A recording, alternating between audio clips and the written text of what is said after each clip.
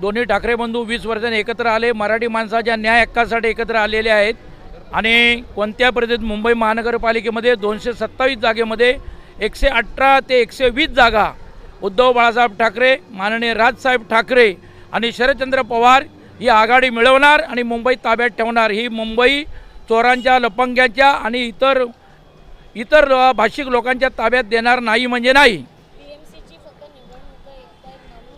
नाही, BMCची नाही, आजपासून मराठी माणसाच्या न्याय हक्कासाठी दोन्ही भाऊ एकत्र आलेले आहेत। एकत्र राहून आज या देशाचं नव्हे, ज्याने या मुंबई हद्दपार करायचं स्वप्न रंगवलं त्यांनाच मुंबईतून बाहेर घालून हे दोन्ही ठाकरे बंधू या महाराष्ट्रामध्ये नव्हे तर मुंबई शहरामध्ये राज्य करतील आणि प्रत्येक धर्माला, जातीला, सगळ्याला न्याय देतील असं आज या ठिकाणी ठरणार आहे। आपल्याला थोड्याच वेळात या ठिकाणी कळेल।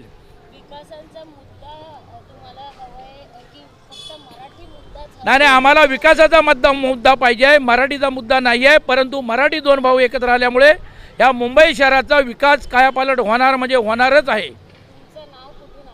हां, आम्ही रत्नागिरी जिल्ह्यातून, मी उपजिल्हा प्रमुख रत्नागिरीहून आलेलो आहे आणि आज आपल्याला कळेल की या ठिकाणी या मैदानामध्ये जागासुद्धा राहणार नाही आहे। हे आपल्याला थोड्याच वेळाला पत्रकारांना आणि जनतेला कळून येईल। धन्यवाद। जय हिंद, जय महाराष्ट्र। लोकनायक न्यूज